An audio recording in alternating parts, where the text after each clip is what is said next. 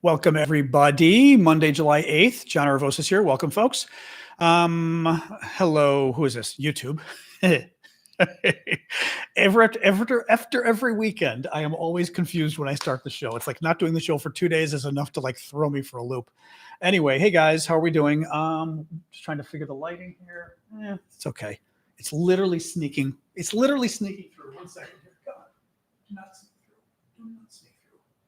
I think that's good enough. All right. It's sneaking through one little slot in the curtain and throwing it on the iPad just enough to make the iPad difficult. There we go. Anyway, hello all. Let me get TikTok rolling. Go live. There we go. All right. All right. We'll give TikTok a minute and then we'll get rolling here, guys. Very busy news day. Bad news day. Very busy, though. All right. There's TikTok. And hello, YouTube. Introduce yourselves, as always, if you would, on YouTube. Ooh. Hey, Christopher. Oh, boy. Hey, TikTokers. How are you guys doing today? Welcome, TikTok. I've got YouTube as well, beaming in on my laptop. Welcome, everybody. I've got my new little, whatchamacallit for my microphone, so my microphone works again. Woo-woo, microphone works. Woo-woo, the good mic, the Michael Jackson mic. Hey, buddy.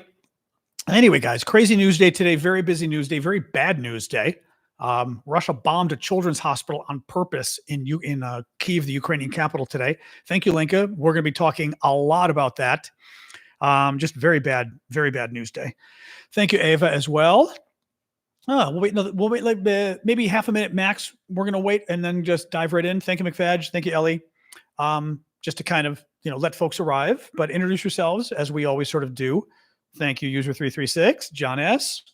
More gifts, McFadge. Oh, boy. Yes, a very bad news day from Ukraine. Boy. Thank you, Jamie, for subscribing. Or if someone bought you the subscription, I never know. Either way, thank you. Thank you, Martin, for the gifts. Hey, John Hood, good evening. Toronto sending good vibes. Thank you. Anyway, so you will get rolling, guys. So very bad news day today. I am John Aravosis. This is the Aravosis Report, my nightly show I do Monday to Friday, 6 o'clock Eastern. Thank you for all the TikTok gifts. Marcy, Richard, Pizdolis. Thank you, guys. This is the show I do Monday to Friday. We talk about the latest news from Ukraine. We also get into U.S. election news if there's news. And let's get rolling. So today is day 865 of Vladimir Putin's special 3-day military operation. Please remember, if you can afford it, thank you, Lise, to keep throwing those gifts at me on TikTok and YouTube. I do this for a living. I do it full time. And I've been doing this since the war broke out, almost 2.5 years now. Thank you, Sunshine. And your gifts literally help me do the show. You pay my bills. No one else is paying me to do this. You guys are the ones paying me to do this. I really wanted to make a difference here. So I appreciate your help. Thank you. Thank you, Kevin, for the gift. So horrible news day out of Ukraine. The Russians bombed a Ukrainian children's hospital. The hospital is focused, among other things, on children with cancer. It is for like the sickest of the sickest children that go to this hospital, at least 20,000 children a year. Thank you, Jonathan. Thank you, Al, for the gifts.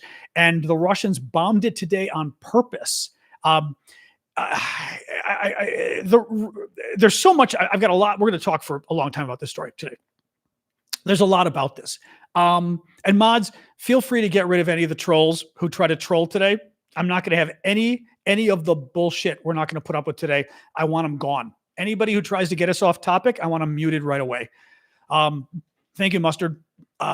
Because I'm not playing games today. Today is not a what about day. Today is not your day to steal the Ukrainian cause for your own little pet issue. You will be muted immediately if you try to do that, because this is a very bad day in Ukraine. Thank you, mods. Thank you, Vicky. So, so the Russians bombed a children's hospital. They did it on purpose in Ukraine. Killed at least. Now, there's varying reports on the numbers of dead, because as you can imagine, when you bomb a children's hospital, there are a lot of little victims and you're digging through the ground trying to find the victims. They still don't know how many have died. The minimum is 22 dying in the hospital bombing alone. Again, children's hospital, okay? They bombed a children's hospital. They killed at least 22 people. They also bombed across Ukraine. They killed at least 38 civilians across Ukraine with bombing attacks left and right. this has been, and I'm going to talk about this a little bit later too. This is part of sort of a larger Russian strategy, as you know, of intentionally killing civilians. It's what the Russians do. Thank you, thank you, Elizabeth. From the beginning of the war, I told you guys this. Thank you, Sunshine. All the military experts will tell you, and we know this from Syria, but elsewhere, the Russians kill civilians on purpose. They don't kill civilians by accident. They don't kill civilians because they're sloppy. They don't kill civilians because they don't care about civilian casualties. The Russian military bombs and kills civilians on purpose because the civilians are the target. And that's what they did in Ukraine today. Now, Russia, of course, came out and lied, and then they got caught lying, which at least was the one saving grace. Thank you, Rose. Thank you, Courtney. The Russians claimed today, of course, and this, by the way, this also goes as to just what we are dealing with in terms of the Russian government and what they did today, okay? Any other government that did this, at least in the West, Russia likes to pretend they're like us. They like to pretend they're a developed country like us, right? Any other developed country doing this would at least investigate, right? We would say, we don't think it was one of our missiles. Russia came out and conclusively said it was a Ukrainian missile that bombed its own hospital. Conclusive today, guys. Conclusive, right? Thank you, Vicky. Until guess what happened? Video came out showing the Russians bombing the hospital. You literally see, and Reuters had the video, it's out there everywhere. You literally see a Russian KH-101 cruise missile, the Kinzhal cruise missile. And I mean, literally, it's such a clear video, you can identify the missile, what kind of missile it is. You see the Russian missile coming down. The children's hospital is here, and the Russian missile is coming down like this, right next to the hospital, and bombs it. I mean, video. The Russians did it. Now, Sky News' experts weighed in, like Michael Clark, and said, you've got to understand, this Kinzhal cruise missile from the Russians is super accurate, right? This Russian cruise missile doesn't like go for a target and then miss by 100 feet or 100 yards or 100 meters, right? Thank you, Super Hornet. This cruise missile hits its target. The Russians wanted to bomb the children's hospital, and they did. Now, lot of this, let me read you a little bit from The Guardian. So The Guardian had one story up giving a more sort of in-person view of the attack. No words for this. Horror over Russian bombing of Kyiv Children's Hospital. The children sat in stunned silence. This is from The Guardian. Their fragile bodies still tethered to medical drips outside the Okhmatdit Children's Hospital in central Kyiv, where an impromptu field camp has sprung up. They had not long emerged from the hospital's dark, dusty bomb shelter, and their eyes were still adjusting to the light. A woman rushed past, cradling an infant covered with blood. The hospital's toxicology ward lay in ruins, wrecked by the explosion that sent shrapnel tearing through the main hospital building, shattering its windows. One of the surgical rooms where doctors had been operating on a child was reduced to rubble. Got so many different things on this. The U.S. gets asked today, I swear to God, the Biden administration, I never said this before, Joe Biden will never miss an opportunity to miss an opportunity in politics. He just won't. This happens today. What does the Biden administration do? They get asked by reporters outright. They get asked by reporters, will the Biden administration lift its ban on using American weapons to attack inside Russia? We still don't let the Ukrainians do this. We let the Ukrainians attack on the border, but we don't let them attack any deeper. The question the Biden administration was asked today, the White House was asked, and I heard it, was specifically, will you lift the ban and let Ukraine use, mind you, not just lift the ban, will you let Ukraine use American weapons to hit the airfields where these attacks are coming from? Okay? So, because remember, part of this was Biden trying to claim, well, Ukraine can launch an attack to stop attacks from coming in, right? They were asked, okay, can they hit the airfield that is launching these cruise missiles that blew up a children's hospital today on purpose? The Biden administration said no. Right? Let's talk about why Russia's doing this.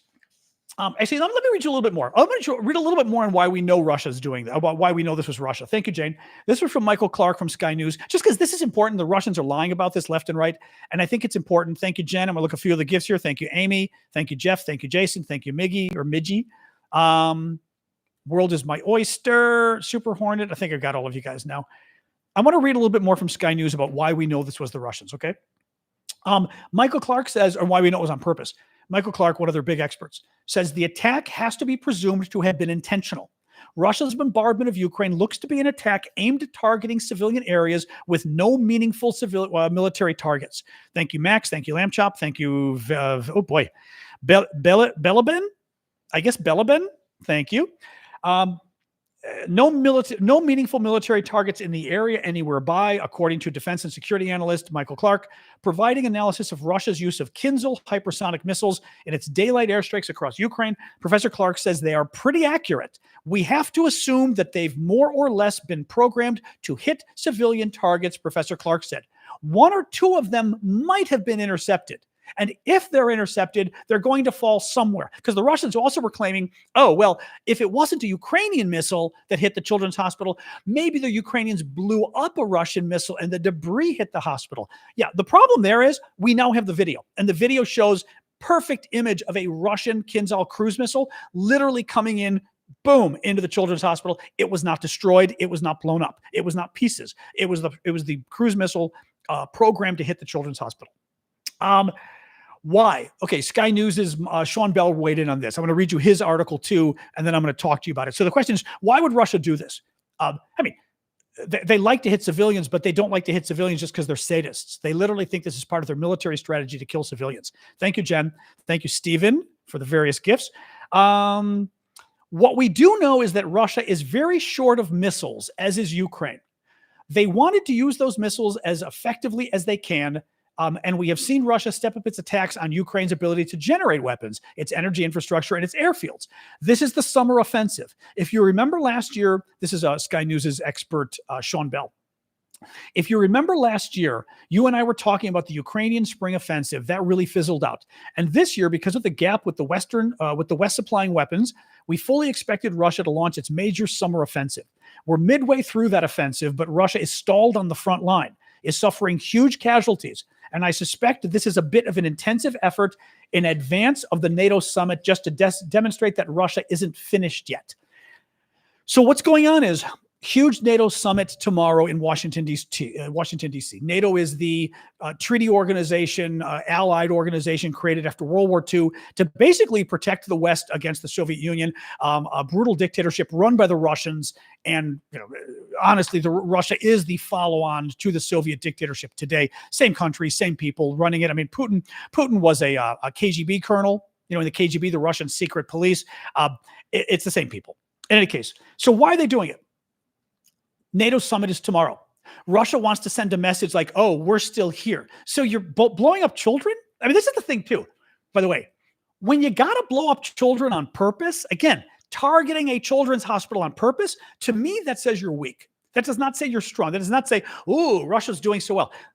Just as this guy at Sky News said in the article, the Russians are not advancing on the front lines. They're stuck. Ukraine is stuck. Russia's stuck. Both countries are stuck, right? Both countries are stuck in a war of attrition. Neither one is making much progress. The Russians are trying to shake things up. We know this from the beginning. The way the Russians shake things up is by scaring us and scaring people into going away, right? Thank you, Charles. Russia constantly, 3 times a week, the Russians threaten us with nuclear war. Why? It's been 2.5 years. I've not seen a nuclear war. 600 nuclear threats later, or maybe, well, yeah, like 150, 200 nuclear threats later, at least. I don't see a nuclear war, right? Actually, no, it would be 2.5 years. Yeah, it would be 300 to 400. Thank you, Succeed. Thank you, Charles. They're not going nuclear. Russia threatens nuclear war because they want to scare you into no longer helping Ukraine. Russia attacks children in Ukraine because they want to scare the Ukrainians into no longer defending themselves. They want to scare the Ukrainians into saying, okay, just take our land, take our country, stop bombing us, right? Just what they did to the Syrians. They blew the hell out of the Syrians. I mean, Aleppo and elsewhere, the Russians just slaughtered civilians, slaughtered them. And we let them get away with it, frankly. And they, I think the Russians are trying to give Donald Trump and his ilk fuel. We know that Trump is a big supporter of Putin. We know that Trump is beholden to Putin, right? Trump has a weird, creepy allegiance to Vladimir Putin. And I think he's trying, and Trump has said from the beginning, I mean, Trump literally, keep in mind, Donald Trump cut off aid to Ukraine for 6 months. Okay. Donald Trump single-handedly killed American aid to Ukraine for 6 months by ordering Republicans in Congress to kill aid. For 6 months in the last year, there was no aid going to Ukraine. Thank you, Mrs. Toad. That's because Donald Trump killed the aid. So it is clear whose side Donald Trump is on in this war. The Russians are trying to give Donald Trump and his ilk, Elon Musk, David Sachs, all these sort of these Russia lovers, trying to give them fuel to say, oh, look how hard. I mean, ironically, right? A war crime killing children. They know that somebody like Donald Trump will use it to try to kill aid to Ukraine.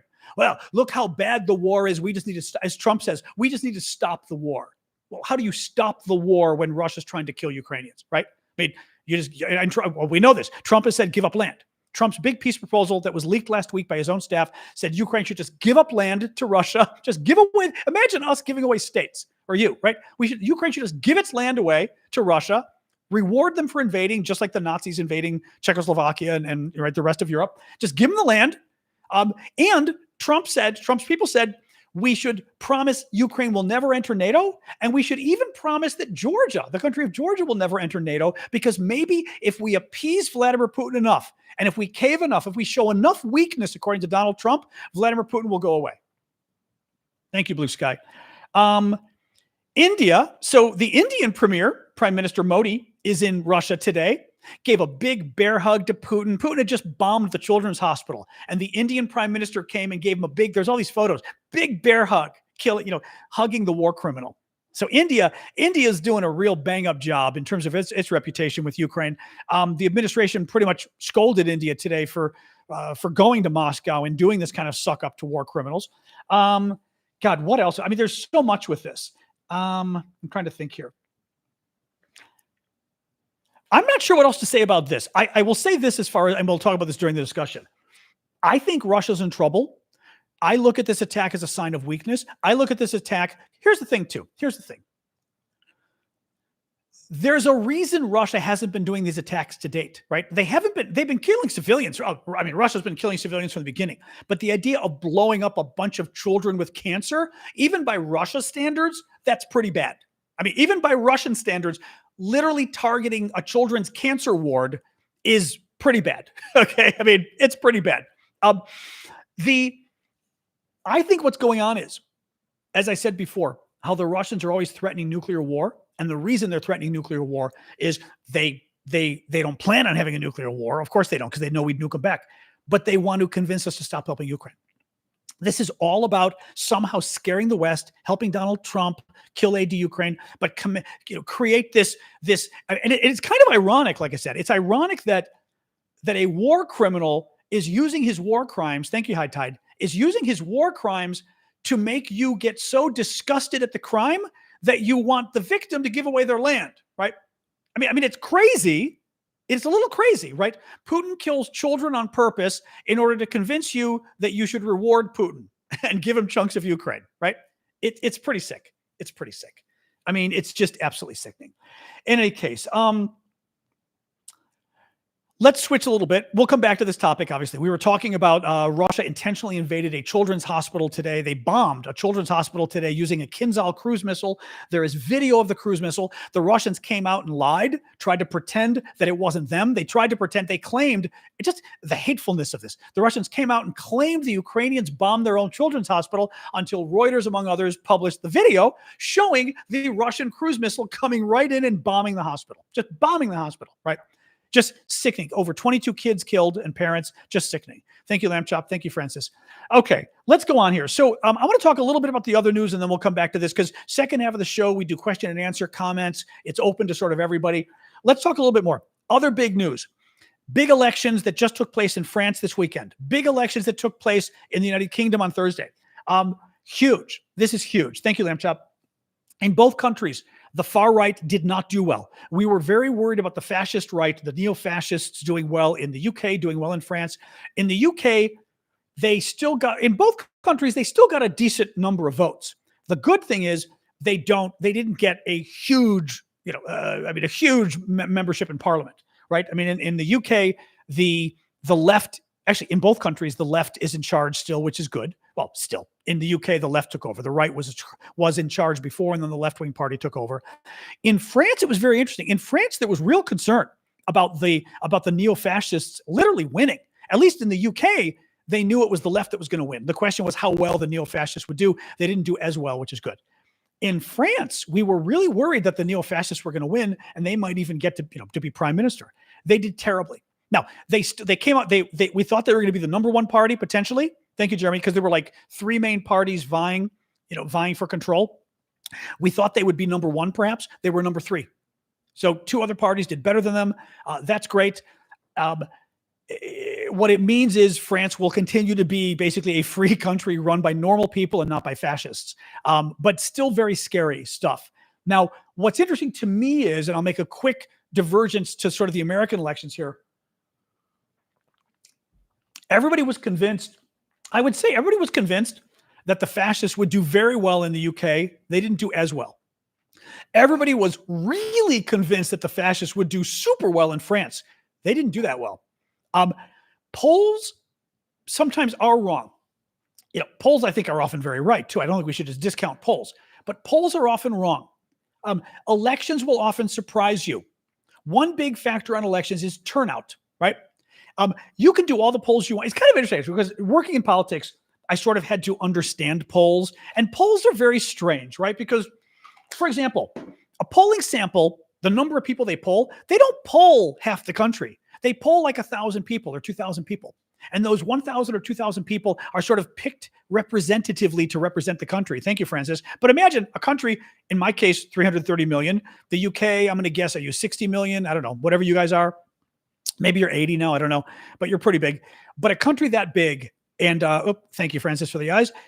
Imagine a country that's 40, 60 billion or 60 million people, and you pick 1,000 to 2,000 people to poll to find out what the country thinks. Well, it's even more complicated than that. To pick those people. Now, this is complicated, but I'm going to tell you because I think it's fascinating. 68 million. Okay, thank you, Steve. I think it's fascinating when you look at polling. Okay, thank you, Shanlin. So, Britain is 68 million people. You don't poll 68 million people. It's too much money, too much trouble. You poll 3,000 people. Well, to poll 3,000 people and have them represent 68 million people, you've got to poll the right 2,000 people. You can't just poll 2,000 random people because, let me do this for America because I know our politics better. We're 330 million people, okay?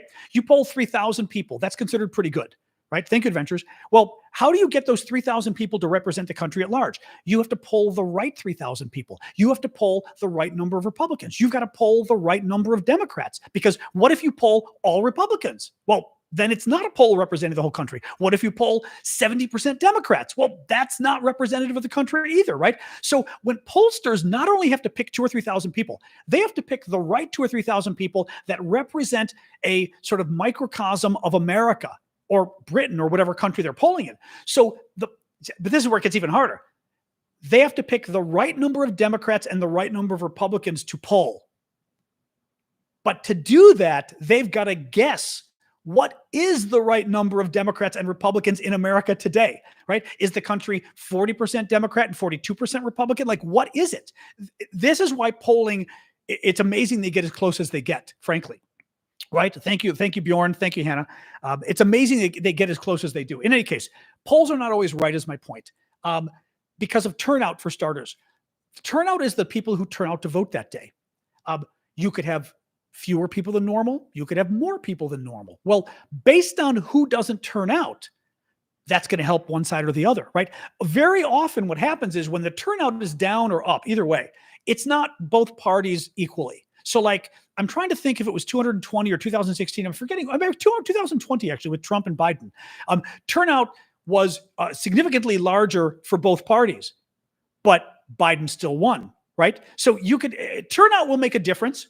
But turnout, it depends if one party turns out more than the others, or if one party is more depressed than the others, right? If one party, we talk about enthusiasm in politics, and enthusiasm means how thrilled are you, not thrilled, how motivated are you to vote?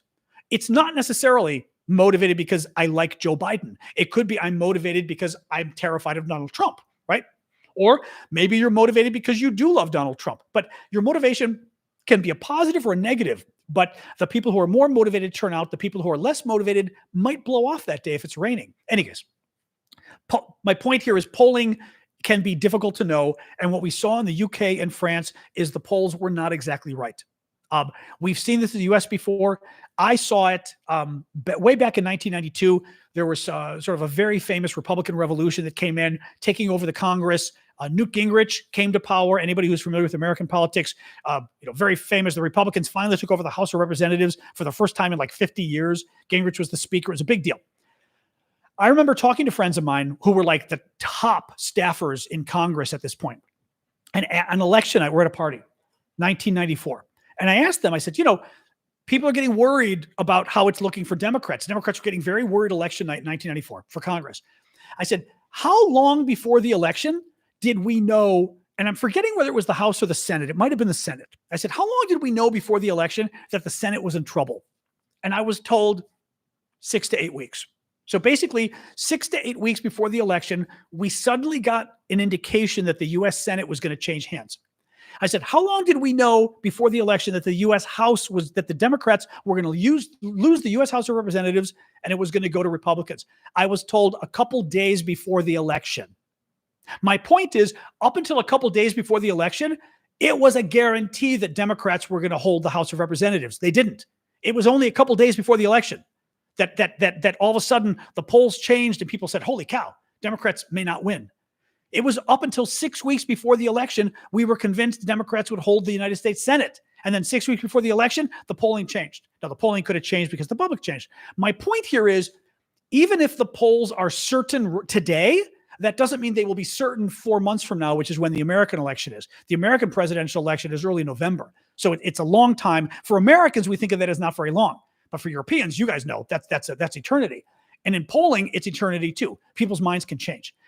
Any case, I think it's important because I think you can get into, thank you, Magnus, you can get into sort of not a preconceived notion, what's a predetermined outcome where you sit there and go, my side's going to lose. I'm despondent, so I'm not going to volunteer and help. I'm not going to give money to candidates. I may not even vote because I know we're going to lose anyway, right? So like, that's the kind of thing to keep in mind with elections. In any case, all right, more news today. The NATO summit is happening in Washington, D.C. tomorrow. Self-fulfilling prophecy. Thank you, Gunther. That's the word I was looking for. NATO summit's happening tomorrow in Washington, D.C. Zelensky is going to be here, and he's going to meet with the Republican Speaker of the House. The Speaker of the House is the top job of the leader of the House of Representatives. So meaning the leader of the political party that has the majority in the House of Representatives. Thank you, LR. That is Mike Johnson, the Republican. He's going to meet with Zelensky tomorrow. What's interesting about that is last time Zelensky was here, I see we've got Russian trolls. Oh, don't worry, Russian troll. We are going to be talking about your genocidal attack on a Ukrainian children's hospital nonstop today. Nonstop. I just happened to see the Russian troll in the comments.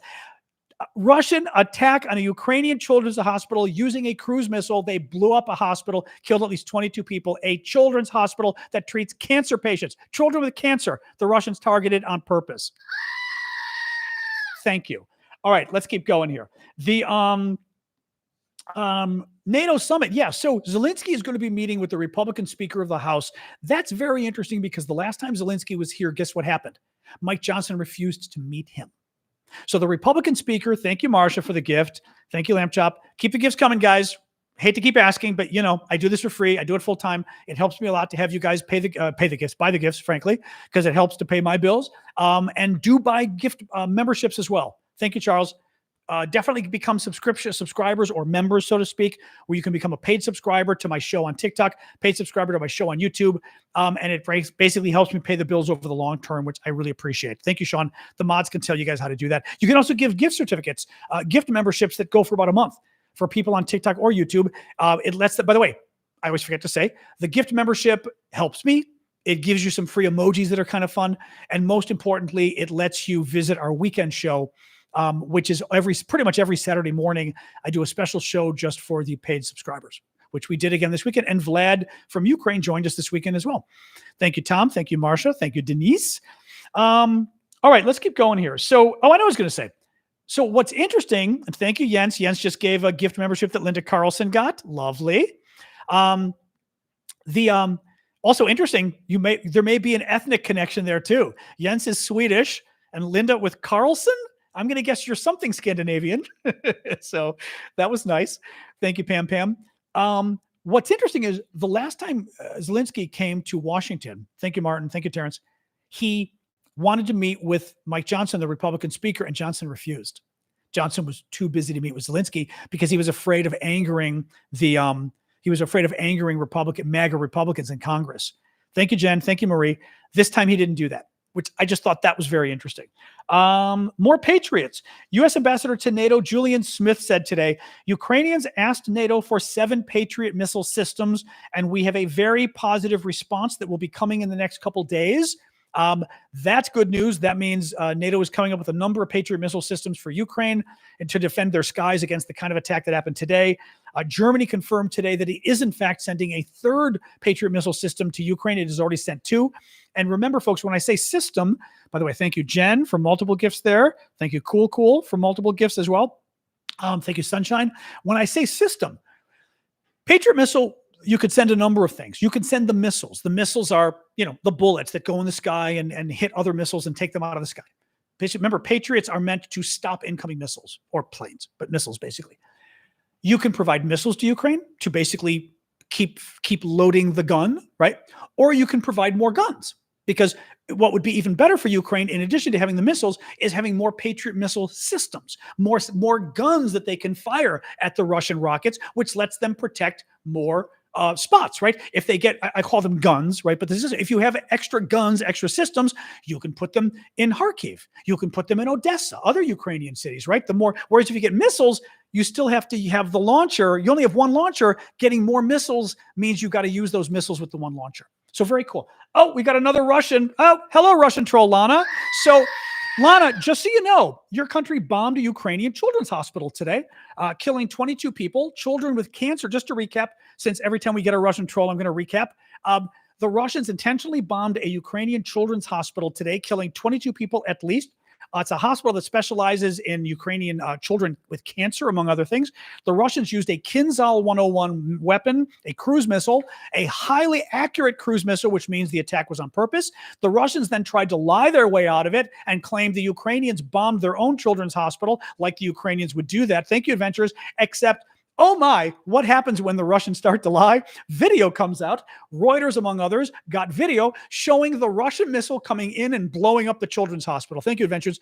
The video is so good. I almost did a printout of it, but TikTok gets weird about pictures of weapons and stuff, so I didn't want to do it. Thank you, adventurers, for all the gifts. That the weapon, the video shows perfectly the Russian missile coming in, these sort of telltale fins that the Russian cruise missile has. You can tell it's the Russians. You can tell it's a KH-101 missile. Thank you, Iggy. So 0 question that it was the Russians that blew up the children's hospital. 0 question that it was on purpose, because this missile doesn't miss. This is a highly accurate missile. The Russians suck at a lot of war, as we know. Let's face it, they're not beating Ukraine. I mean, no offense, Ukrainians, but it's been almost 2.5 years now, and the Russians are having a really hard time winning against little old Ukraine. But their cruise missiles are good, and their cruise missiles hit the targets they want. If the Russians blow up a children's hospital, which they did today in Ukraine, that means the Russians wanted to hit a children's hospital in Ukraine today.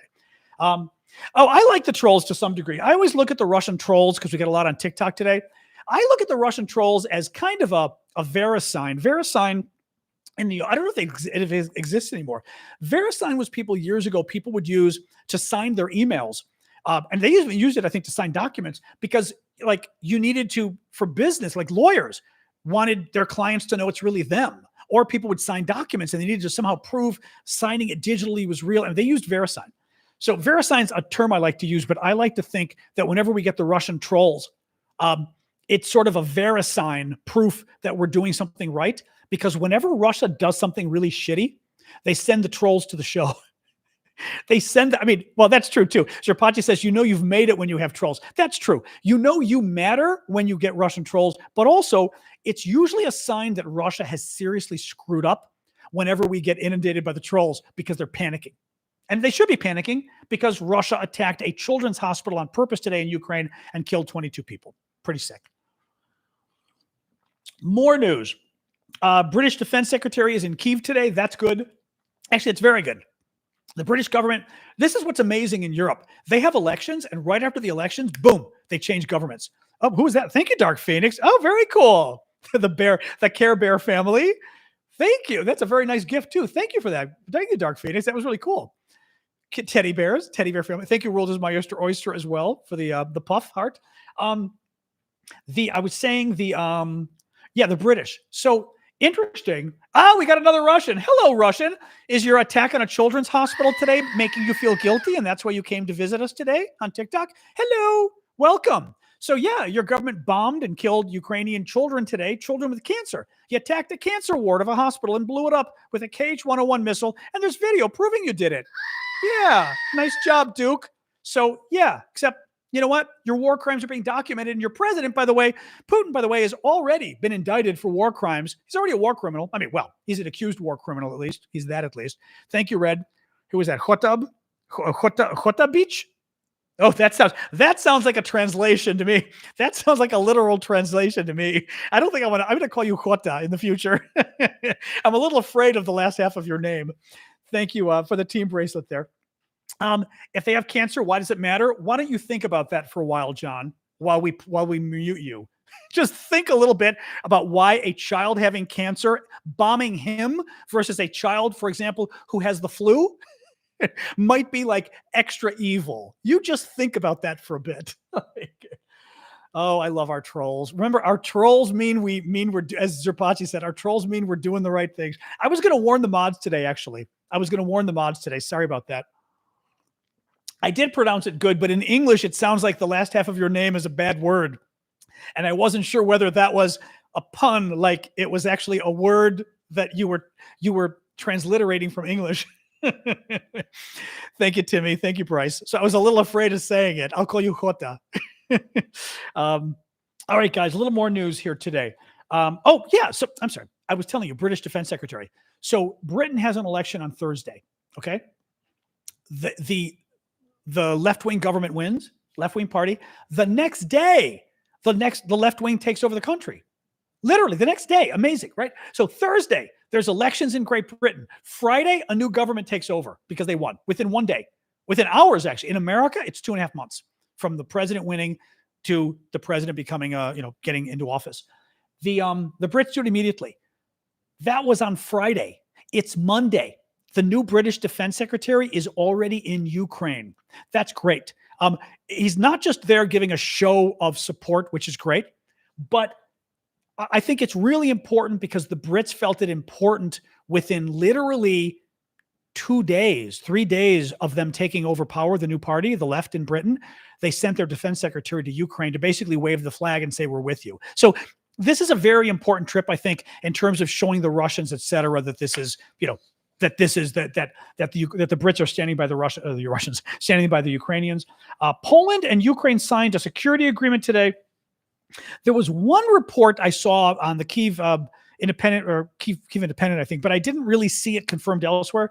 They were saying the security agreement includes a provision to develop a mechanism for intercepting Russian missiles and drones in Ukraine's airspace aimed at Poland. So not sure what that's about. Finally, a little bit of an F-16 update, some water, which I thought was interesting. The F-16s are coming to Ukraine. They may be there in the next month, really. I mean, we hope some of them arrive in the next month. Ukraine may only have 12 pilots trained so far, so it's not like Ukraine can get too many F-16s yet. Training is still ongoing. It's very slow, only small number of slots as well for the trainings. But what the Russians have been trying to do, and Vlad talked about this on our weekend show for paid subscribers this weekend, that the Russians have been really going hard. Thank you, Red. And thank you, Mrs. Toad, trying to blow up Ukrainian airstrips and airfields that would be used to house the F-16s to sort of take off land, etc. Well, this was from Sean Bell, the military expert at Sky News. Over the last couple of weeks, Russia has been maintaining or increasing its strikes against Ukrainian airfields to try to wipe out the Ukrainian Air Force, probably in advance of the F-16s arriving. But the Ukrainians have been very canny here. They've started to do what they did in World War II, which is to put out sort of wooden and fake replica aircraft on the airfields to try to waste the Russian missiles. So thank you, Nicola. So the Ukrainians have been putting fake aircraft, like cardboard that looks like planes, on their airfields. The Russians are bombing it, and it's basically taking out the Russian missiles that the Russians can't use later. So that's good. Still, we're going to have to see sort of whether the Russians are able to basically make a dent in the Ukrainian defenses or airports before the F-16s arrive. All right. Let's hang out and talk. So this is the part of the show that we hang out. Anybody who's new on TikTok, zdravstvuyte to all of our trolls, but also everybody else, welcome. The first half of the show, we talk about the news. In this case, Russia's horrific war crime, bombing a children's hospital in Ukraine, killing 22 people, I should say. And the second half of the show, we hang out, we talk and we take your questions, your comments, and it gives me a chance because I actually can read the comments better now. So I get a chance of sort of, interacting with you guys more too. Francis, sure. Terry says, all things French confuse me. Are they still pro-Ukraine? We may send troops, or is it different now? Still pro-Ukraine. The problem in France was going to be the neo-fascists. The neo-fascist right was claiming before the election that they were supportive of Ukraine, but they weren't going to send troops. So it's Macron's government that wants to send troops. So hopefully that has not changed. Let's see. Can F-16s make a difference? We don't know, PC Null. We really don't. I'd say there's two schools of thought. Callum has, I don't know if Callum's here today, but Callum has said a lot. I don't know, Mustard, curious what you think, but Callum has said before that, who's a former British military, that he thinks the F-16s will make a big difference. Some people have said, the Ukrainians basically need to have like a whole integrated air force of F-16s and A-10 Warthogs, like these smaller planes and other things to basically more effectively go after the Russians. That F-16s alone may or may not make a difference. So we don't know. We also don't know when you're going to get them, right? We don't know when Ukraine's getting the F-16s, how many they're getting. There aren't that many Ukrainian pilots so far, maybe 12 who can fly them. They need more than that. So I don't know. I mean, as usual, thank you, Maddie. Actually, Vlad did say this weekend on our weekend show for paid subscribers, that, Vlad felt like the F-16s were coming too late, which he's not wrong in terms of all the other aid. Everything we've done for Ukraine has been late. We were afraid of Putin. We dragged, even right now, Russia bombed a children's hospital today with a cruise missile. They sent a highly accurate cruise missile right into a children's hospital, killed 22 people in the heart of Ukraine, in the heart of Kyiv, the capital. Children's hospital that specializes in children with cancer. They blew up and killed people today. Trying to think of why I brought that up. I wanted to reiterate it. I was forgetting why I wanted to reiterate it. I don't remember why I wanted to reiterate it. It's not an accident, correct. It's not an accident because they're highly accurate weapons. Those weapons do not go off top. Also, this is not like, the other thing too is, it's not like, oh gosh, for the first time, Russia has attacked civilians. Russia attacks civilians. It's what they do. They've attacked civilians, not just throughout this war, but in Syria as well. And when I say attack civilians, and this is where I bring up the Middle East for people, you got to be nuanced in your thinking on this, because some people think like, oh, you go to war and even America, you go to war and civilians die. That means you killed civilians. Sure, it means you killed civilians. Doesn't necessarily mean you murdered civilians. Murder has to be intentional, or it has to be negligent at the very least. It can't just be, right, in wars, civilians die. We killed a lot of civilians in World War II. We're not responsible for it. They weren't war crimes, right? In Germany and Japan, they weren't war crimes. They weren't. I'm sorry, but I don't think they were. When you literally excuse me, let me rephrase that. Japan gets interesting. Japan gets interesting because we did intentionally bomb civilians in Japan. That argument, at least I could see people get into, right? Because we knew what we were doing. Today, the U.S. does not bomb civilians. The West does not bomb civilians. Russia does. We may kill civilians by accident. We may even kill civilians negligently, meaning not caring, which can be a war crime, by the way. If you basically bomb military targets, but you literally don't care if you kill civilians, that could be a war crime. In Russia's case, it's not caring. It's not, oh, yay, right? We're getting some civilian casualties. In Russia's case, it's let's bomb civilians. Let's kill civilians, right? The Russians attack things like children's hospitals on purpose. The Russians attacked, remember that maternity ward, the maternity hospital in Mariupol in southeastern Ukraine that the Russians now control back at the beginning of the war, and the Russians bombed a maternity hospital. They bombed a Red Cross shelter. The Red Cross shelter had the big Red Cross on top. Same city. They bombed it. There was a theater where children were housed inside, like a bomb shelter for children. The Ukrainians wrote the word children in Russian on the outside of the bomb shelter so the Russian planes could read it. The Russian planes read it and bombed it. Like the Russians literally bomb children on purpose. Unfortunately, it's part of their strategy. Talk to any of the defense experts and they will tell you this is what the Russians do, which is very sad. Rome, I'm taking questions. Doesn't mean I'll see your question, but yes. No, I'm taking questions. I was sort of responding to somebody on a little bit of a rant right there. Feel free to go to an Israel broadcast and ask about Israel, Dizay. We're talking Ukraine here. Not just like Israel totally, actually.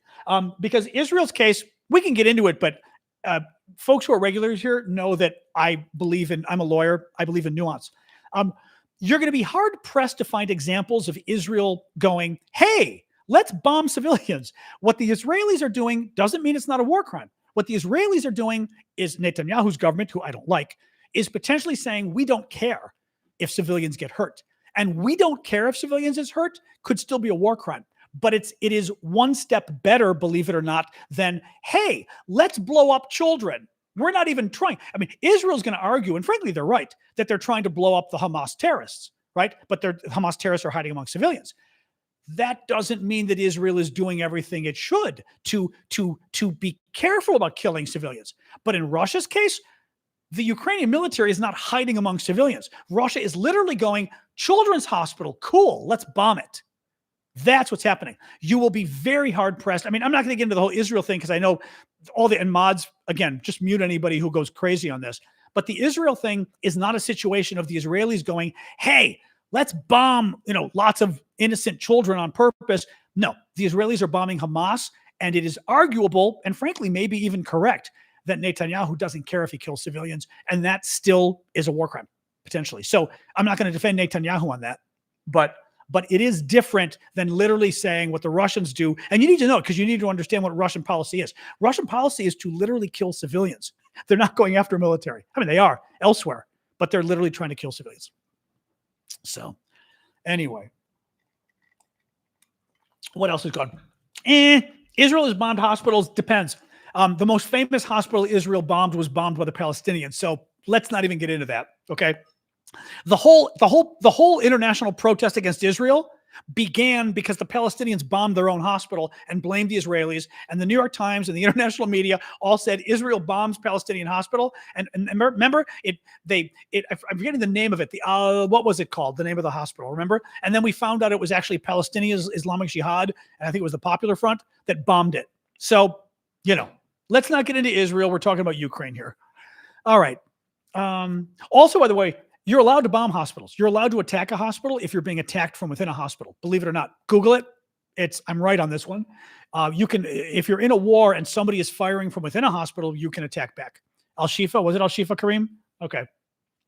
But in any case, with Russia, my point, this is important though. This is why I get upset at the Palestinian, pro-Palestinian trolls on this point.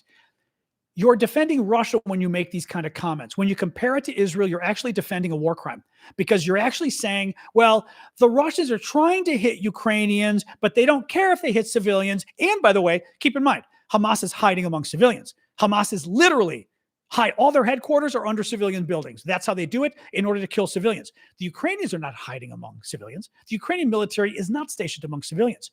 And that's why I don't like it when you compare to the Israel thing, because you're almost giving the Russians some cover, suggesting that, the Ukrainians must be hiding among civilians and, the Russians must be trying to hit military, but not caring if they're hitting civilians. No, the Russians bombed a children's hospital today because they wanted to bomb a children's hospital. Thank you, Pam. And that is a whole different kind of war crime and a whole different kind of attitude. And it's frankly what the Russians did in Syria as well. Google it, look it up. Sickening what the Russians did in Syria. They just killed civilians. They gassed. I mean, the civilians were, they're at least their puppet gas civilians. Anyway, what else we got? That's it. We're not talking about the Middle East. We're talking about Ukraine today. And by the way, random, it's YOU''RE. I have a very strict standard for trolling. If you're going to troll, you better speak proper English. Throw. Anyway, all right, guys, what else we got?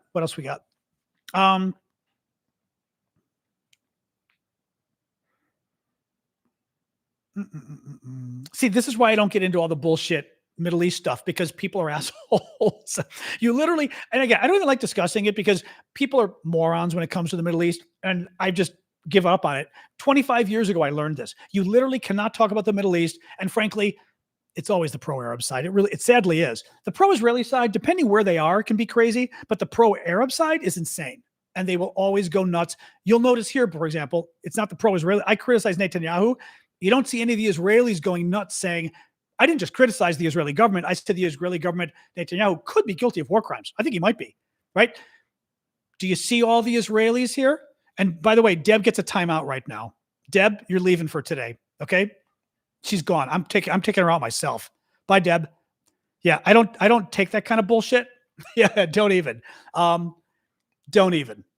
No, because this is what happens is people, and Deb's a perfect example. People come and they end up being assholes and they just can't talk about, you can criticize Israel, but you criticize the Arabs and people become lunatics. And frankly, we do it on a lot of issues. It's the left. Oh, the right, forget it. The right is even worse because they've got Trumpism now. You don't support Trump and you're not even a Republican anymore, right? But on the left, we do that on a lot of issues too now, where basically you've got to be pure. And if you don't agree on every issue, you're the enemy. And it's just, ridiculous. We can't have a discussion because people aren't going to be normal. Be kind. I mean, there's no way to discuss. I even did like 2 months of shows about what was going on in the Middle East, and it was worse for the mods than you can imagine than the Russian stuff. It was just assholes nonstop. Some Israeli, but honestly, it wasn't the Israelis as much as it was the Palestinian folks. The Palestinian supporters were insane. Hey, Dimitri in Greece, Yasu, they were just assholes. I mean, and as I've always said too, both sides are to blame. Thank you, Pam Pam. I've always blamed both sides for the Arab-Israeli conflict. And guess what? The Jews don't come here and go nuts. The Arabs and their supporters do whenever I say that. So good news from Ukraine. Not today. The only good news from Ukraine today, Red, is at least the U.S. is hinting that Ukraine may get several new Patriot missile launchers. Patriot missile systems, I should say, not just the launchers. So that would be really good news. Thank you, Lenka. All right, what else we got? Well, that was fun. See, that's why I just don't like to get into this bullshit. It just, people become idiots and it just isn't fun. It's just not worth it. And by the way, your issue is never going to be solved if you treat people like assholes who ever want to discuss it. And I mean, I will say this, a lot of domestic issues on the left are the same way. Trans issues, my God, transgender issues, good luck talking about that. I mean, seriously, I had a gay political blog years ago. We learned years ago just not to discuss trans issues because it just wasn't there. You couldn't without getting attacked. And a bunch of the political bloggers would tell me, they'd say, I don't even talk about trans stuff now because every time I do, I'm using the wrong word or the wrong this in defending trans people. And a lot of the gay political bloggers just stopped talking about trans issues. That is a problem if you're the people being oppressed, so people need to think about that. Thank you, Francis. Thank you, Lamb Chop. Anyway. JD, I do read you guys too, but you don't write as much. TikTok goes flying by. This doesn't update much, so I go and I read it, but there isn't as much on YouTube. I'm looking right now. I don't even know what you wrote before. Well, I tried, Pam, but what do you do? What was your question or comment, JD? The problem is I can't see all this stuff. I did not see your comment. No. Israeli airstrikes have targeted Iranian ships in the port of Latakia. That's interesting. I know nothing about it, though. Israeli airstrikes have targeted Iranian ships in the port of Latakia. Where is Latakia? Interesting, but I'd want to know where that is, meaning who's reporting it. I'd want to know who's reporting it first to make sure it's a real report. And then I'd want to know, I just don't know enough about it, right? Interesting, though, because any kind of conflict between Israel and Iran can get scary fast. I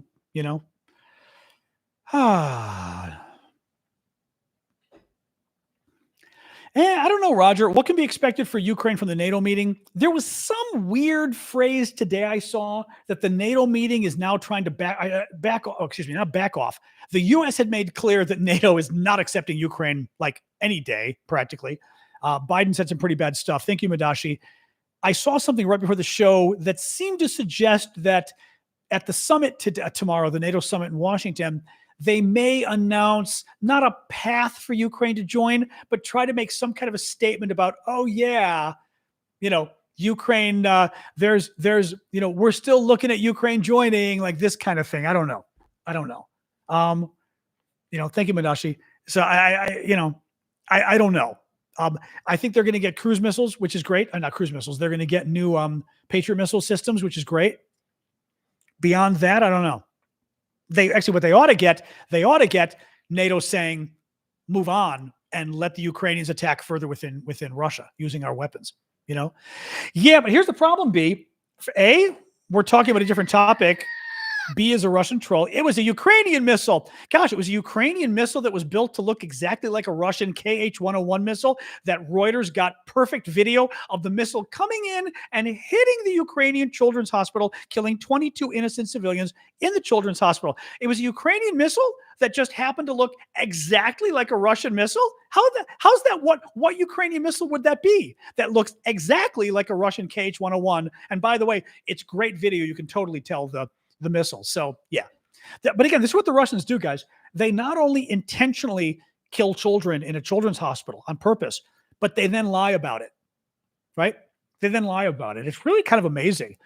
And by the way, Ash, remember what I told you about identifying the Russian trolls too? About the little stuff they do? That guy I just got was one of them, clearly. Although that guy actually probably deserves to be blocked, but they're so bad at it. Well, the Russian trolls are enforced today because they bombed a children's hospital on purpose and they're freaking out. And they all got orders, I'm sure, telling them, go out and spread the lies about the children's hospital, you know? Do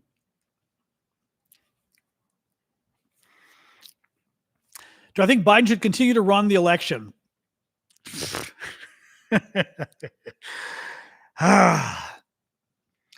The problem with the Biden, I mean, we can talk about Biden too. The problem with the Biden stuff in the election is we don't know. Some of the trolls get paid. Some of them clearly do. Yeah. Yeah. A lot of them. The thing is, the problem is you've got a mix of people. You've got those crazy ass forums out there like, 4chan and 8chan and all that kind of stuff that you've got these like weird little socialist and communist youth groups in the UK and these idiots who organize to try to harass people. But you also have, the Russians are clearly hiring people, clearly. But in any case, what was hang on a second. Sorry, I was looking here again.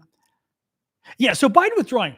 Part of the problem with the Biden situation is we don't really know enough of what's going on. And what I mean is the media is trying to make Biden resign, and they're trying to make the decision up for us. And I don't like that. I don't like that the American media has decided that there was literally a report yesterday in Axios that the reason reporters are now digging in and trying to find all the dirt on Biden they can about his health and his mental health is because the reporters felt betrayed because the Biden White House didn't tell them Biden was this bad.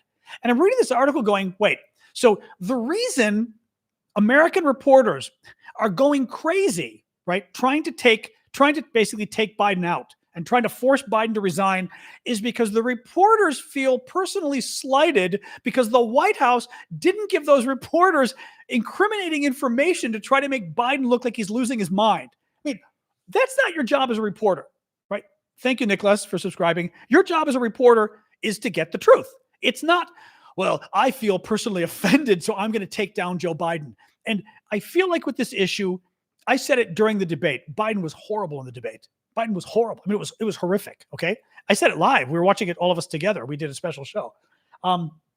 I don't like the American media trying to tell me who should be my president. I don't like, they did this with Hillary Clinton. And this is what really bothers me. 2016, the American media got Donald Trump elected president. It was Julian Assange too. May he have to look over his shoulder the rest of his life from the CIA. But Julian Assange did it. WikiLeaks did it. Russia did it. Because we know the Russians the Russians broke in to the Democratic National Committee, Democratic headquarters, stole their servers, stole their computers, right? Gave it to WikiLeaks, and WikiLeaks, Julian Assange had vowed he was going to do everything he could to defeat Hillary Clinton, basically get Trump elected. We've now got the text messages. Somebody leaked them. Julian Assange was literally, his goal was to defeat Hillary Clinton. So he wanted to get Trump elected. The Russian spies, Russian government breaks into the Democratic headquarters. B, they give all the documents to WikiLeaks. C, Donald Trump, the Access Hollywood video comes out a couple weeks before the presidential election, and there's now a video of Donald Trump talking about how he likes to grab women by the, right? You all know that. Thank you, Spicy. Likes to grab women by the, What happens with it? And horrific press. People are, thank you, Nicholas. Donald Trump's own campaign staff are saying he's going to have to step down. He can't be president. What happens within a couple hours? WikiLeaks releases the Democratic Party documents stolen by the Russians and changes the topic to Hillary Clinton and the Democrats. The media this entire time was happy to go along with it and make that the story. The other issue was the media was happy to make Hillary's email server, oh, but her emails, the number one story. In the end, Hillary did almost nothing wrong. I mean, I'm sorry. She did something stupid that George Bush has done, Colin Powell has done, other people did. She had her own email server, which basically means they didn't want her emails going through work. They used a private service to do it. Republicans did this before. George Bush did it, and it was wrong when he did it. It was wrong when Hillary did it. But the media tried to make it like, oh, there's all this classified information and all this, blah, blah, blah, blah, this kind of crap, right? The media went nuts on her. The FBI went nuts on Hillary. A week before the election, the FBI famously opens the investigation of Hillary Clinton all over again, breaking all their rules. They're not allowed to do this.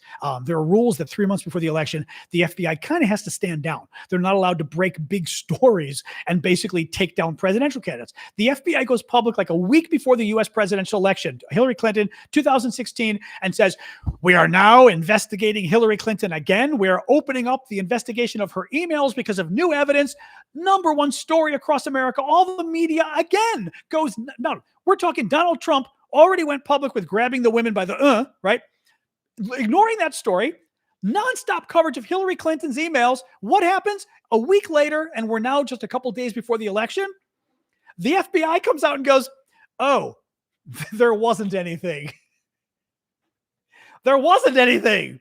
But they waited until right before the election to claim Hillary's under investigation by the FBI. And then, oh yeah, well, we didn't find anything. Isn't that nice? The media the whole time ate it up. The media ate it up. And they're doing the same thing with Biden. They've decided they need to take down Biden. And what really pisses me off is to use your excuse for taking down Biden as the media, that the Biden White House lied to us because they didn't tell us the truth about his health. The Trump White House didn't tell us that Trump was about to die from COVID. The man was literally dying from COVID. And they didn't tell us. Okay? Right. But that's okay. Biden didn't tell American reporters the exact mental state or whatever. I don't even know what they want him to say. That he's getting older? I don't even know. So they need to destroy him and take him down. Well, what about Trump? Right? Trump lied to us. By the way, Trump lied nonstop. Trump lied like 10 times a day when he was in the White House. Right? But Trump lied about his health. They didn't care. I mean, it's really, it blows my mind with this stuff. So anyway, giving the dog some water. 1 second here. 1 second here. All right, a little bit of water. A little bit of water. Coming back. So what I don't like is, I think it is very hard to make a decision on the whole Biden story because the media has already made their decision and they're trying to make the decision for us.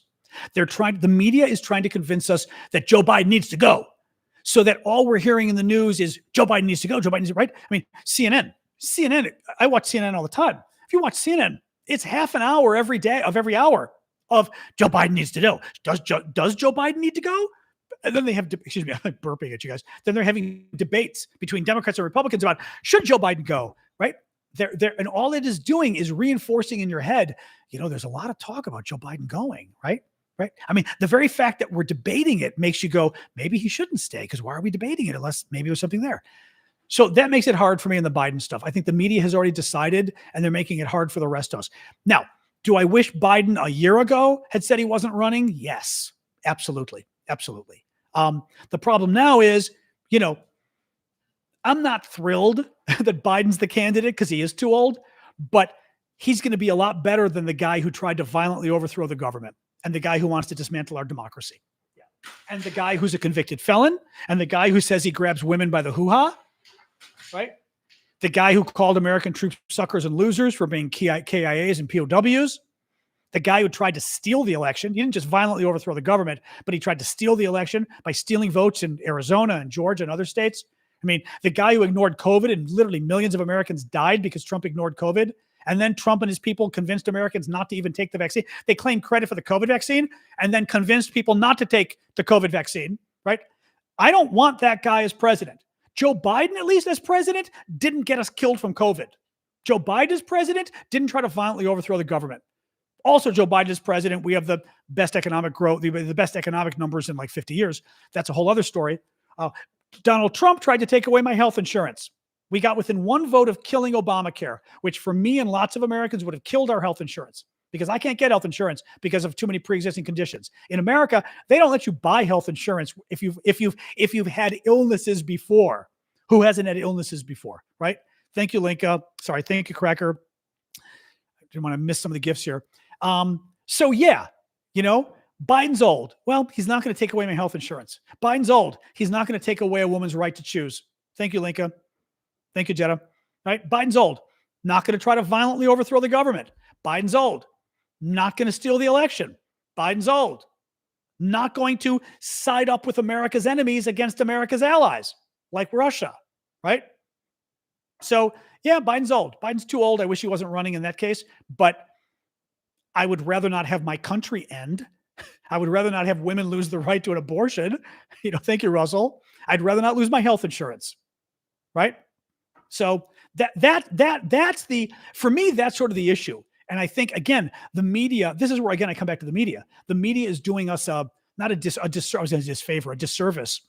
Thank you, Christopher. A disservice because they're presenting it like in a vacuum, like, oh, yes, Biden needs to go. What he's doing is horrible, without saying, but what Trump is doing is 100 times worse. So should you not be called? I mean, okay, Trump's a convicted felon. Do you think maybe they should be calling on a convicted felon to leave the race nonstop? No, right? Wouldn't you think? Right? Maybe a convicted felon should leave the race too. No calls from the media to do that. Anyway.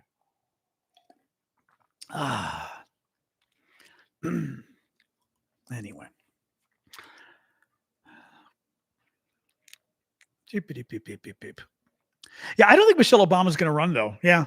People bring up Michelle over on YouTube, but I mean, I just don't think she never wanted to run. She didn't have any interest in politics personally. Having said that, a friend of mine said, you're the wife of the president.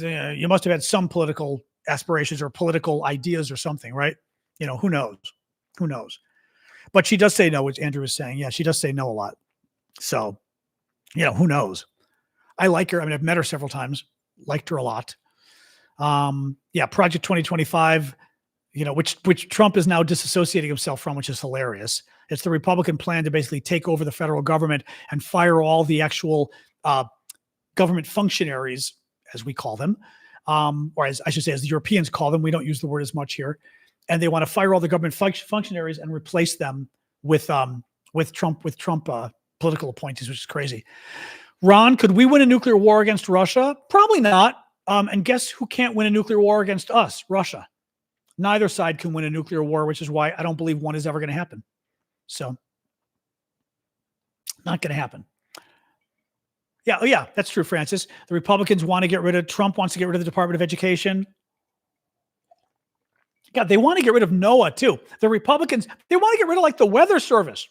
The Republicans are so pissed at climate change, because right, they're trying to pretend climate change doesn't exist. And B, remember that Trump got embarrassed because he took remember that hurricane map? By the way, I mean, this is literally, imagine Joe Biden doing this. Remember there was a hurricane heading for, was it Florida or Florida? And then maybe the sort of the states to the west of Florida. Thank you, Corazon. And Trump took a magic marker and he tried to make it look like the hurricane was going farther. Was it Alabama? Andrew tried to make it look like the hurricane was going farther. And he took the hurricane map and literally drew a circle and claimed, you see the Weather Service says the hurricane's actually going over here, because I think he had claimed it and it was total bullshit. He had lied about it. I think that's why they're trying to defund NOAA and the Weather Service, is because it's not just that Trump doesn't believe in, and the Republicans don't believe in climate change. He got embarrassed by the Weather Service when he basically when Trump drew a fake map of the Weather Service. And I think one of the Weather Service employees came out and said, that's not our map. And Trump got embarrassed. Trump's going to be like, I'm running for president just to cut their budget. So he's going to go after the Weather Service, which is amazing. All right, dog. Sasha, get in here. Get in here. Hey. Dog is outside, eating wood like she does. Oh, God, it drives me nuts when she does this. Hey, Ash. No, because the dog likes to go out when it's sunny out. And then if I'm not keeping an eye on her, like during the show, she hangs too long and I can tell what she's doing, and she's eating wood, which means she gets to wake me up at 6 a.m. Hey, get in here. Get in here. That was cute. She heard me. I go, hey. And she goes like, like I caught her red-handed. No, she's terrible. She's terrible. Oh, that's right. Trump did say we could nuke hurricanes. That was especially fun too. He was thinking maybe we could drop a nuclear weapon into a hurricane to make it like stop. Yeah, sure. Don't know, hecklers. Maybe you're spamming or something. The mods don't like you spamming. The mods don't like people writing the same thing over and over again because people do it and it kind of gets out of control. My guess is you probably were writing stuff too often. No, they're not. The mods are doing a good job on TikTok. We've got nonstop trolls on TikTok. YouTube is like an oasis. On TikTok, it is nonstop crazy people coming in to disrupt the conversation. So it is incredibly difficult because I've had to moderate things for 30 years now. It is incredibly difficult to moderate conversations like that and not to have it go crazy. Does NATO affect DC traffic like the UN does in New York City? Probably. I'm not going to be down there, fortunately. I was driving by that area yesterday to go to the museum. And there was all the fencing up and everything. And we were wondering what the security fencing was. And I wasn't thinking it's because of the NATO, the NATO summit. So, in any case. Oh, what else, guys? Now, I think Jens is correct. Biden is too easy an opponent for Trump. I think that's true. One of the things that really bothered me with Biden's debate was he just was so bad at it that Trump got away with lying. He got away with everything, I'm trying to think of he claimed that, even I know this one. He claimed that Biden has added more to the deficit than Trump did in his 4 years.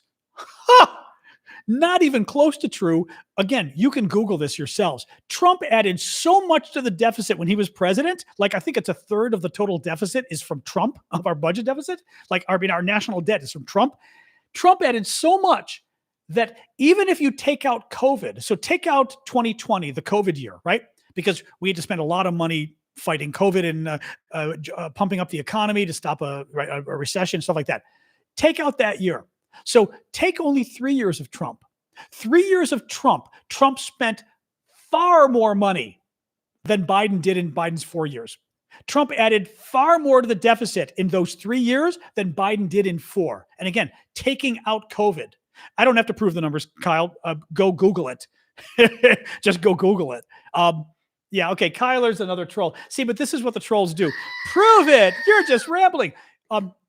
The reason I'm actually not Googling it right now is it'll be easy for you guys to find. This is data, finding the data on the national debt and who added how much to the national debt for each presidency going back 40 years is really easy to find. Just look it up. But that's an easy one that Biden could have called Trump on, and he didn't because Biden, frankly, is too old to argue with Trump on this stuff. No, they do try to waste the time, Robert, but sometimes I like to respond because I like the Russian trolls when they say you're lying. I like to sort of use it as an opportunity to say, well, let's talk one more time about how Russia intentionally bombed a children's hospital. I like to sort of just almost use it as an opportunity to hit them again with the point. And the whole thing about the deficit, it's literally everywhere when you Google it. Just Google different administrations adding to the deficit, and you will see that Trump added far more than Biden did, even if you take out COVID, far more. I think it's like $7 trillion or something that Trump, or something like that. I'm forgetting the exact number, but it was a crazy number Trump spread. But this is what Republicans do, by the way. And guess what? It was the tax cuts. It's always the tax cuts. I like tax cuts, but they always go to rich people and they break the bank. Always. I mean, at least tell the truth. Anyway, now we got the Trump trolls. Boy, it's everywhere. Oh my God. So upset. Oh my God. As I always say, if you're going to vote for Trump, at least have some ownership and belief. Like, fess up and admit you spent all the money those 4 years. Fess up and admit you spent $2 trillion on tax cuts for the rich. I mean, you did. You wanted them. You're going to want more. At least admit it. Over $8 trillion? I thought it was 7. I mean, I wouldn't be surprised if it was $8 trillion, but $7 trillion was the number sort of sticking in my head. But this is it with Trump supporters. They never want to admit. I mean, I had somebody arguing with me during the debate. One of the Trump supporters was like, we don't want to ban abortion. I'm like, are you high? What do you mean you don't want to ban abortion? Like literally, it's like your party's platform is to ban abortion. Like, I mean, you literally got Roe v. Wade taken down, which is to protecting a woman's right to choose. You literally have national legislation the Republicans are trying to get passed that will ban abortion in the entire USA. Okay, but then the Trump supporters go, we don't want to ban abortion, right? They adopt this crazy extremism and then they lie about it. Maybe did they do this in Europe too? Thank you, Brigitte. Did they do this in Europe too? Thank you, Christopher. That they kind of like, the parties, well, whether it's the right or the left, but they take like these extreme views. And then when it's election time, they pretend like, we don't want to do that. And then, of course, I mean, right? We're like, of course you do. It's literally your party's platform. But abortion, especially for Republicans for 50 years have wanted to ban abortions. And now they're saying, no, us, little old us, I mean, anyway. All right, hecklers, I see what you're talking about now. My guess is because the New York Times editorial calling on Biden to step down, that's a fine thing to talk about. My guess is you probably brought it up multiple times and you pissed off the moderators.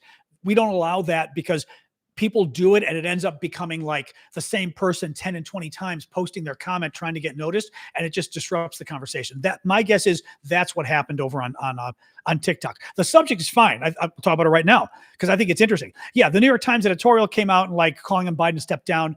I don't know. I mean, the only thing I'm not sure what to say about it. I mean, look. Thank you, Faye. I'm certainly sympathetic. I don't know. Does your father, Boila?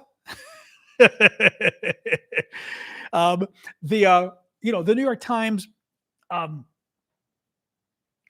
sympathetic to why people want Biden to step down. I mean, let's not be stupid, right? I mean, like, I get it, right? It's not like I can't fathom why anybody would say Biden maybe is too old for this or whatever, right? Thank you, Gordon. Or actually, I could go one step further. Or you could argue whether you think Biden is too old or not. You could argue and say that he is now a liability to the Democratic ticket in November because of this discussion of his health and this discussion about his mental health. Even if he is okay, everyone's talking about it, and it means they won't be talking about the real issues and they won't be focusing on Donald Trump. So that's a possibility, right? So I mean, I'm just not sure what to say with the Times saying that maybe, I mean, I like I said, people on the left get upset at people calling on Biden to step down.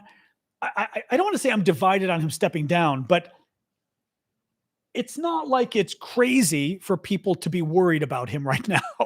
I just think you should be a lot more worried about Donald Trump than you should be about Joe Biden right now, But some of the people calling on Biden to step down are arguing they are more worried about Donald Trump. They think Biden can't beat Trump now. That's an interesting argument too, right? Potentially. I mean, meaning my point is, I don't think it's crazy to be concerned whether Biden can beat Trump now. I don't think that's a crazy concern. I don't know whether Biden stepping down isn't too much of a disruption in the American system. The thing you got to remember, Americans know this, Europeans don't. American elections, like presidential elections, go for 2 years. You can't just replace a candidate now 4 months before the election. In Europe, that would be considered a long time. In America, that's not a long time at all. So there is concern about like Biden stepping down or either stepping down the presidency or stepping down as our candidate, right? The candidate of the Democrats. There is concern about whether that's enough time for a new candidate to make their mark and get elected. So that's a fair point too. Somebody wants to challenge Biden at the convention. They can. I think it's going to be hard for them to pull it off, Julian, but they can, I think Biden runs the White House, but I think his aides help a lot. But you know what? Donald Trump guys, here's the thing too.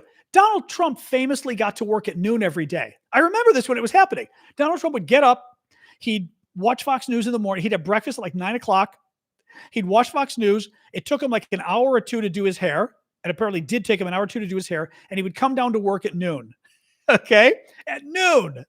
Donald Trump also was not famously up all night. Bill Clinton would stay up till 3 a.m. working, famously. Donald Trump did not do that. So Donald Trump was already working a part-time day. Nobody talks about it. Now nobody talks about it. You're all talking about Biden, or you are. Oh, how much of the work does Biden do? You think Trump was doing this stuff? Trump, remember, let's just remind ourselves here. Trump was the guy who so couldn't understand the briefings that they had to give him big pictures because he didn't understand the words. It was like my first presidential briefing, like when you're a kid, like by Hasbro, where it's like the toy and the toys don't have words. The picture books have like, this is a bear. This is Mr. Teddy Bear. He dances. He likes to dance, right? I mean, that's what Trump was getting. Trump refused to get his intelligence briefings. The president every day gets the PDB, the Presidential Daily Briefing, like the most highly classified briefing in America, the most highly classified document, really, in the U.S. government. Trump refused to get them because he thought they were boring. He would get at most a couple a week, and he usually he was supposed to get one every morning. He wouldn't do it. The ones they did give him, they had to put pictures, more pictures, because he didn't understand the words. So again, people that are sitting there and discussing, like, is Joe Biden totally on top of things? Trump was never on top of things. Again, the guy needed pictures to explain things because the words were too confusing. He didn't even get his security briefings. Again, I really can't explain enough to you what the Presidential Daily Briefing is. Google it. It is like this briefing by the CIA every morning of what's going on in the world, all the terror threats, the latest news. Kind of cool in a way. Like, imagine somebody literally, you wake up and they say, here's what's happening in the world. And as the CIA, we're going to tell you what's really happening in the world, right? Trump didn't want it. He didn't want to know what was going on in the world. It was confusing and it was boring. So again, this is my issue with the Biden thing is you can criticize Biden, but on almost every criticism you bring up, Trump is worse. I mean, and I'd love to hear a Presidential Daily Briefing. Again, too hard to get. I mean, nobody can get them because they're super highly classified. I'm sure Trump probably has one in his, toilet, but his bathroom, but otherwise you really can't get them.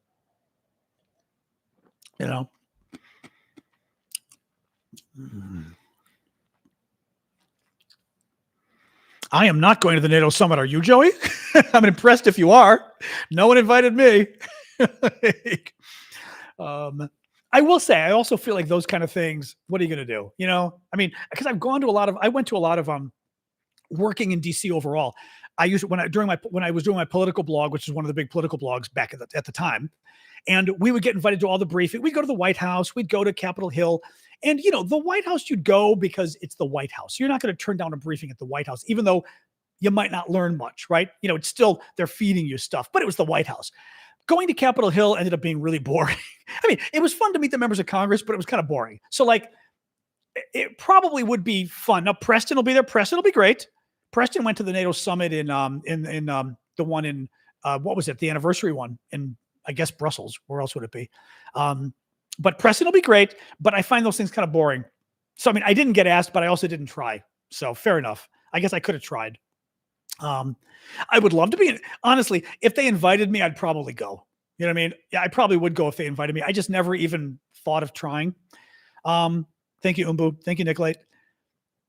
But I will say, usually going to those things is kind of boring.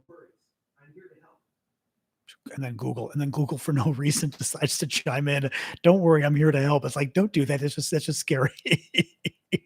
That's just whenever Google occasionally wakes up and talks, I'm always like, it's like a little creepy. Oh my. Anyway. Yeah, I mean, again, I would go if I got invited, but I do find these things kind of boring because what are you gonna learn? It's not like I'm going to be sitting down with foreign leaders, and I doubt it. I doubt they're going to let me sit down with foreign leaders. Hell, I would want to go to meet Preston and some of those guys. To me, that would be fun to go to the NATO Senate to meet Preston and some of the other guys and gals, right? Exactly. Fall in love. Find somebody and fall in love. I don't think it's going to be Preston, but true.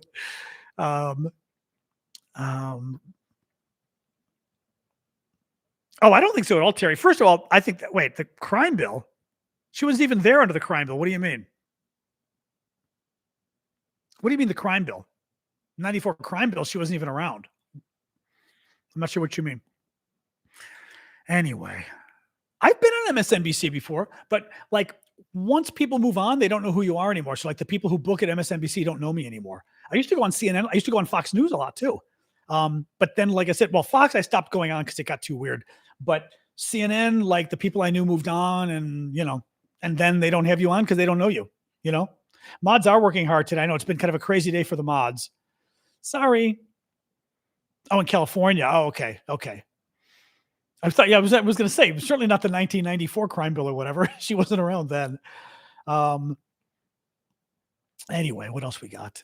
CNN and Fox. I used to go on the O'Reilly Factor. O'Reilly loved me. Bill O'Reilly, again, people who know it will know what it is. Everybody else won't, but it was kind of a big deal on Fox News 20 years ago, and he loved me. Oh, hey, Susie, you remember me? That's funny. O'Reilly loved me because I was like the gay activist, but he liked me because I was polite and I would use my words and argue intellectually. And O'Reilly, interesting with Bill O'Reilly is O'Reilly would come around. I got a Bill O'Reilly to come around on a number of topics I talked to him about because he'd be like, well, that's a fair point. And I'd be like, yeah. But I used to go on O'Reilly Factor a lot on Fox. Went on what's his face, Howie Kurtz, who was at CNN and then went to Fox. Used to have me on a lot until I criticized Sean Hannity, and then they stopped having me on. CNN, Howie Kurtz's show a lot, which was the Reliable Sources, the weekend media report show they had. Thank you, Blue Ariel. Very nice gift. Very nice gift, by the way. Thank you. Paula Zahn. But again, this was like 15 years ago. Paula Zahn used to have me on. She was great. Her mom and my mom knew each other. She used to have me on all the time, and they would actually fly me to New York, which was kind of fun. So I would before I had a dog was easy. They would fly me to New York for like 2 days, and I could stay an extra day if I wanted to because they'd pay for me to fly back. I'd stay with friends. They would put me up in a hotel, but I was like, I'll stay with friends. So I was also cheaper for them. I would stay with friends. I'd get two free days in New York. I'd work from there and then come back to DC. But that was a lot of fun. Anyway, so yeah. Dan Bongino, yeah, he's a real piece of work. Yeah. Sasha did okay with the fireworks. I think her hearing is starting to go and she couldn't hear them. I was shocked, but I know her hearing is getting worse. And in a way, the good thing about her, like I have to go yell at her, like on the patio for her to hear me, but at least her hearing is going so she doesn't hear the fireworks as much, which has been a joy. The one good thing about her getting older. Thank you, Nicolette. The toilet by Trump throwing Sasha's 14 and a half. So not a kid. At least she's small, thank God, but not a kid, Yes, Trump throwing toilet paper to the hurricane victims in Puerto Rico. I forgot about that. Oh God. I mean, yeah. Hecklers, people were saying over on TikTok that Preston is invited, and I wouldn't be surprised because he was invited. They flew him out to the NATO summit in Brussels. So I would think they would want to bring him here. I'll bet you they did.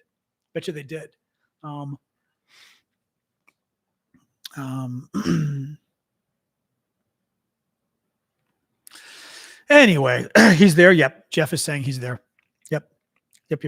He already did videos from there. Okay, good for him. I like Preston. Again, I tried to get him on the show, but the time thing doesn't work. This is the time of day that I think he's taking care of his daughter and stuff, but I'd like to get him on the show because I just think he's very interesting. I like the way he speaks. I just think he's great.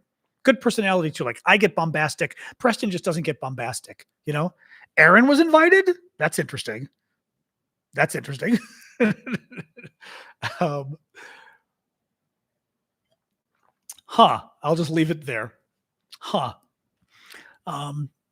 the NATO summit be televised? Probably parts of it. Vilnius. I'd go to Vilnius. That I would go. I'd love to go there. Preston's very knowledgeable. Yeah, he's great. No, I think he's very interesting. And the military background, he just knows stuff. But no, I would have to. The thing is, I'd also somebody to take care of my dog. I know it sounds stupid, but like if I got invited to these things in other cities to fly there, it'd be nice to fly to Europe. But I do like Rachel. We love Rachel. Ran into her once I've met her years ago. We know each other. We're not friends, but we know each other. But I ran into her once in the subway right after Trump won the election in 2000. It was kind of fun. Like literally, New York subway going down a thing like Rachel, John, like New York's fun. DC's that way, but New York, I think is even more that way. Yeah, I'd say she's in her, Nicolette, I would say my dog is in her 70s. I'd say that. That would probably be accurate because like she's not dying. She's getting older, but she's not old. So it's not like she's, no offense to you folks in your 80s, but she's not like 80s yet. kind of starting to get health stuff, but she's like 70s with the beginning of health stuff, like late 70s, I'd put her at, where she might be close to a year, she might get worse health stuff soon, but who knows? But what right now she's a good 76, 78, I think, she's Biden 10 years ago. She's not Biden today, thankfully. Next year, the summit's in The Hague. That'd be interesting. Exactly, Mikey. And we don't put you out. Maltese is 19. Jesus. Amanda's sister's got a little dog that's 19. Malcontent News was invited. Wow. All right. Well, somebody doesn't like me. Then again, I am pretty critical of Biden. Let's face it. Although it doesn't mean NATO should invite me, but I am pretty critical of Biden on stuff. Also, I don't know to what degree maybe you need to make yourself known to be invited. I have not made myself known to the NATO media people and everything else, Yeah, Taco Jim, it's been a bad day with the Russian trolls today. So moderating's been difficult. Who's my choice for president? I mean, it's got to be Biden. I've talked about this repeatedly. I mean, Trump, again, putting aside everything else Trump did, he tried to violently overthrow the government. No, right? No, you don't get to come back from that. He also tried to take away my health care, my health insurance. He got one vote away from killing my health insurance. I will have a very hard time getting health insurance because of my health issues. In America, the way it worked before Obamacare, you could have like allergies, high blood pressure, and eczema, which a friend of mine had, more or less those three. He couldn't get health insurance in his 30s because he had, I think they said allergies, high blood pressure, and eczema, or high cholesterol. It was that universe of stuff. And they wouldn't give him health insurance because those are pre-existing conditions. Horrible. Daniel, thank you for the gift. I don't recall you being here in a while because I always see your name and remember you. Hello. Thank you for that. And thank you for dropping by. I like Andrea Mitchell. I mean, I think she's very smart, I don't know, Curtis. I mean, how bad it would be to replace Biden? I mean, that's the question. I would say my big concern about replacing Biden is just that A, who comes next? And I'm not sure that's clear. Thank you, Meta Humor. Thank you, Jew Boy. I always laugh at your name whenever I see you. I'm not sure. I don't know if Kamala Harris is the best. I like her, right? I mean, I like her. I like that she was a prosecutor because I think actually people in the middle will like that. Far left Democrats won't like that, but people in the middle will. Thank you, Chef. Annie, that wonderful little tower that you always get. What is that? Future Encounter. Thank you. But but I hear a lot of people not liking Andrea Mitchell, Andrea Mitchell, not liking Kamala Harris. So I don't know whether, or is that just Republicans have done a great job demonizing her? I don't know.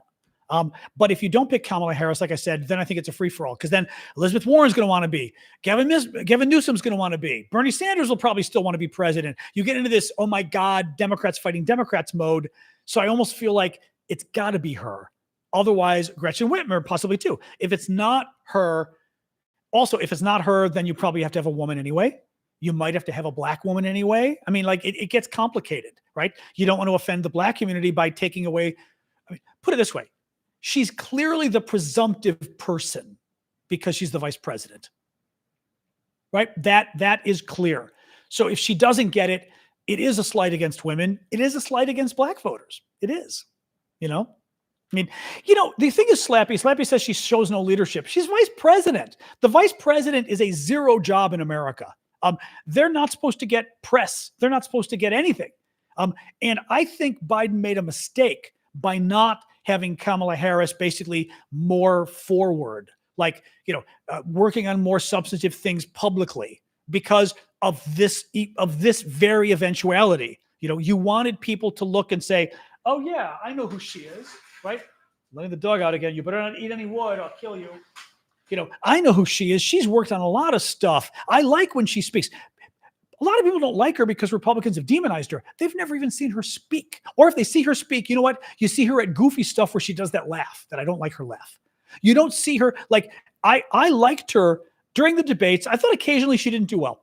But during the debates, I think she needed more experience. She wasn't perfect at the debates back in 2020, but she was very smart. I like her. She's like a smart lawyer because she was a prosecutor. You know, I think she's a very smart woman who has a lot of ideas, and I like her ideas. And I like that she's smart. I just, yeah, you know. She's an okay speaker, but she did screw up. She screwed up the debates a lot, though. I mean, I think I said, come on in, come. I saw one. She had CNN was doing a series of town halls with the candidates. And I remember her coming up on stage with Wolf Blitzer. I think it was Wolf Blitzer. She was terrible. He was asking her about the insurance. She was talking about fixing the insurance. And what was it? Remember, it was something about taking away people's insurance or something or whatever. I forgot what it was. And she gave this really bad answer. And then the next couple of days, she gave an even worse answer. And she just was like flustered. And she shouldn't have been flustered. She should have, like, you're running for president. Look at Trump. Trump doesn't get flustered. He's a liar. I mean, Trump is literally a liar. He just lies, but he lies bravely, right?